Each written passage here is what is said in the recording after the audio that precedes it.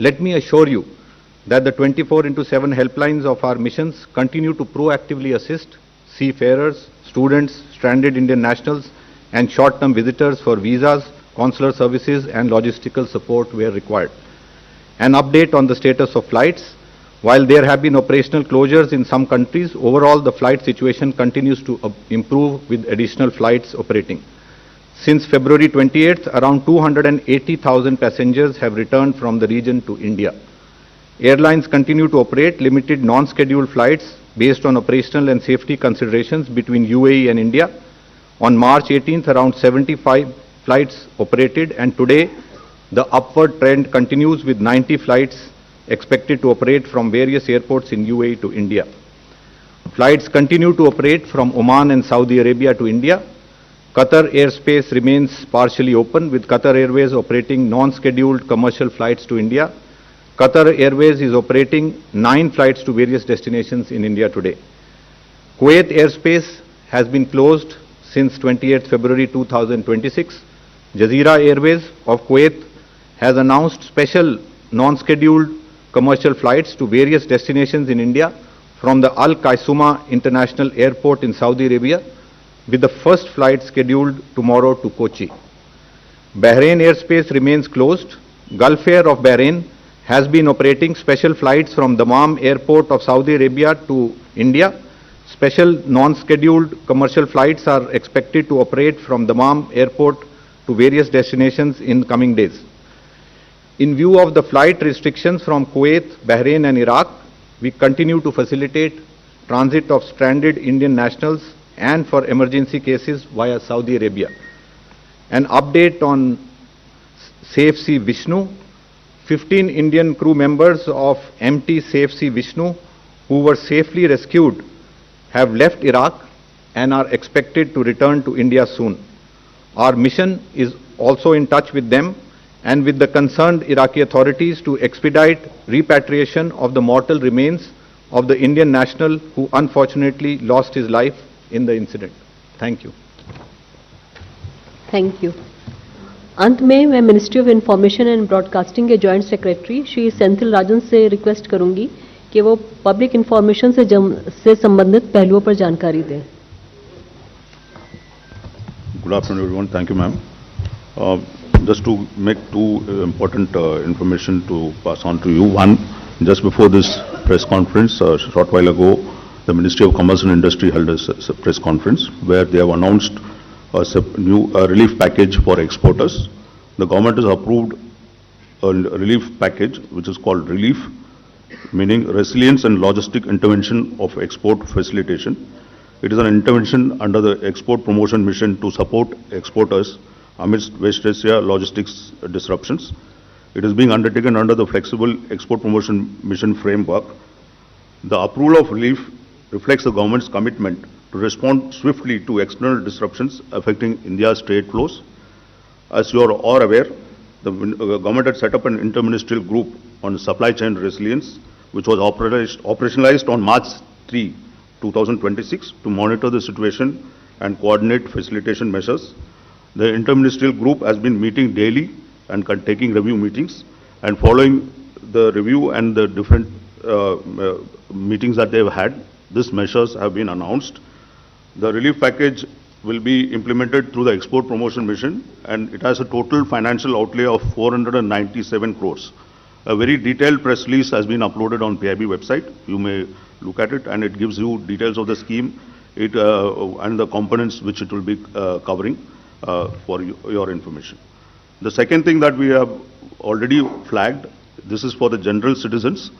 There are a lot of efforts of cyber frauds which are still continuing in the digital space. हम लोग सभी नागरिक से ये निवेदन करते हैं, आप लोग बहुत जानकारी रखें और इससे इस तरह का साइबर और डिजिटल स्कैम से बच के रहें। आप लोग का मोबाइल फ़ोन पे कुछ फाइल्स भेजा जाता है जिसमें लिखा जाता है gas bill update APK files, और अगर आप उस फाइल को डाउनलोड करते हैं उस पर आप लोग का बैंक अकाउंट्स और बाकी डिटेल्स मांगते हैं और उसके थ्रू साइबर और डिजिटल फ्रॉड्स हो रही है। इसको आप लोग सभी लोग इससे बच कर रहें, और अगर इस तरह का आपको मोबाइल फ़ोन में कोई नंबर से आती है वो ज़रूर आपका पुलिस से कंप्लेंट करें और हमारा कंप्लेंट नंबर्स में भी आप इन्फॉर्म करें, और इस तरह का जो डिजिटल फ्रॉड्स हो रही है इससे आप लोग बच के रहें।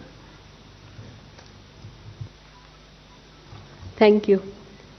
We will now take few questions from the media.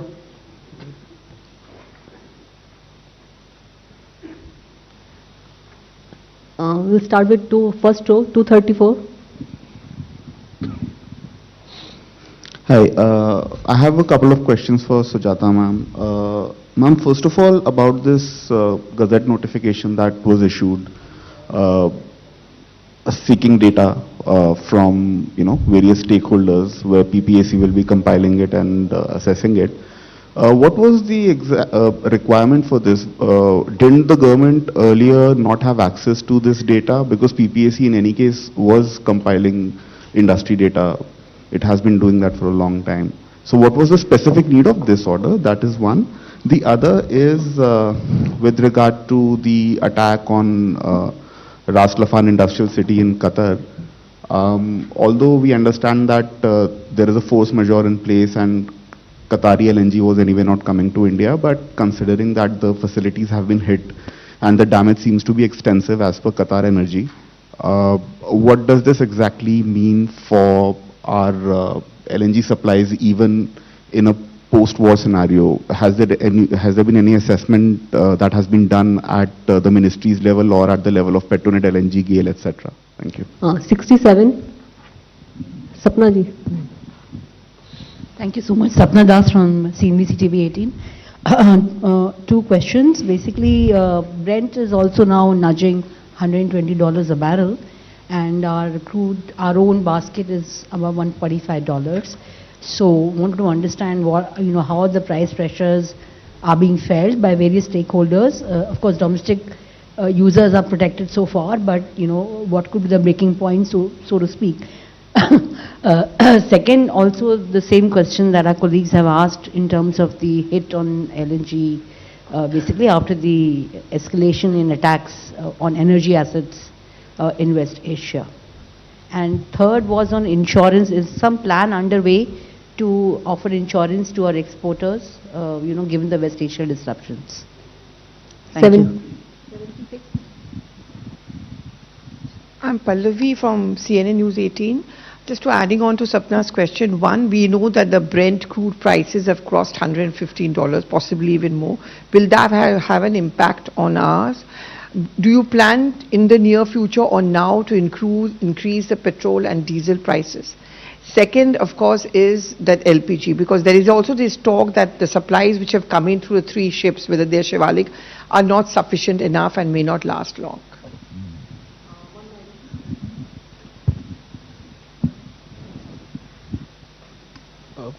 Dhairya Maheshwari from Sputnik.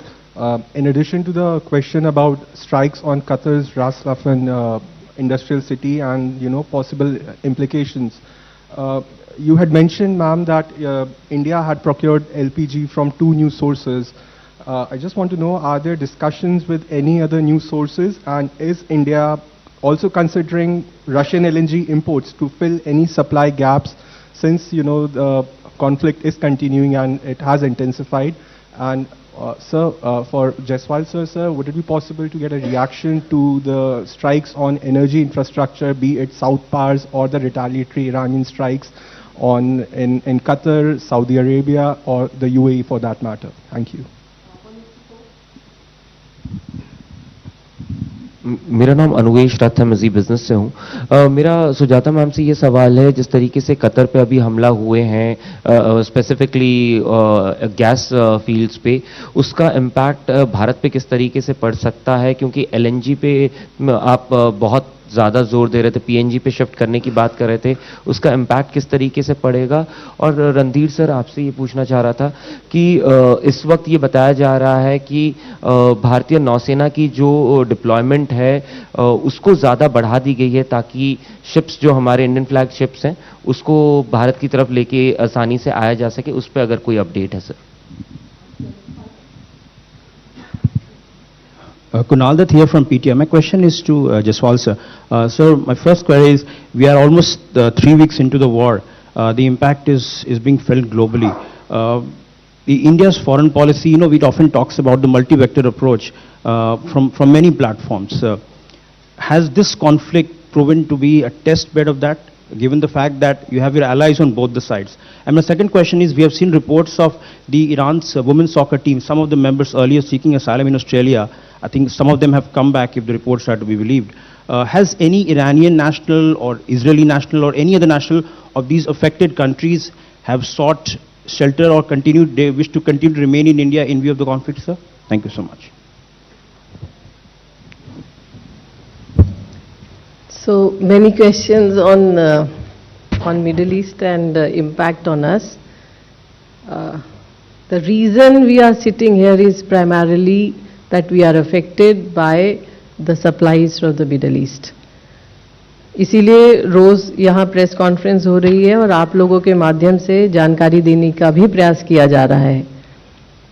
War है, उसका इम्पैक्ट भी हमारे ऊपर है. अगर हम एलपीजी की बात करें तो almost 90% of our import was from Middle East. LNG की बात करें तो 47% of our import was from Qatar. And any impact there or anything which impact the supplies from Middle East impact us. So how we will deal with it? We are dealing with it in sense that one, we are trying to pick up the cargoes from other sources. Crude may we have already diversified. Crude may now around 70% of our crude is coming from the area outside Gulf of Strait of Hormuz.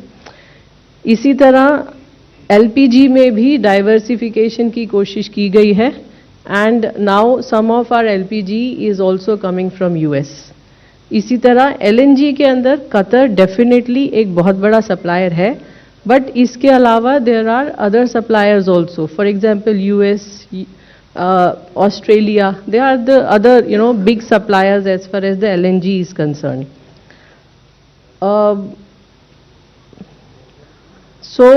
I think one question was regarding PPAC gadget notification.